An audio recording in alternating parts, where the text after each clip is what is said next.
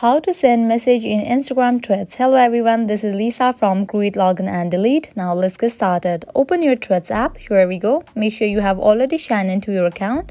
You will land to the home page. At the bottom, you will find different icons. Head towards the profile icon given at the bottom right corner.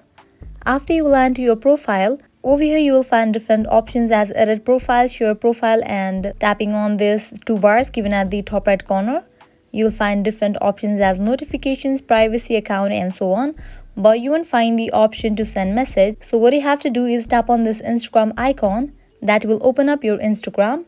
After you open up your Instagram, you can go to this search icon, search for the person whom you want to send the message. Go to the profile of that person and tap on the option of message. And now you can just type in your message and send it. So using Instagram Threads, you cannot send the message, but using your Instagram account, definitely you can send the message. This was all for this video. I hope now you guys are clear if you can send message in Instagram Threads or not. If this video was helpful to you, make sure to like, share and subscribe to our channel. Thank you.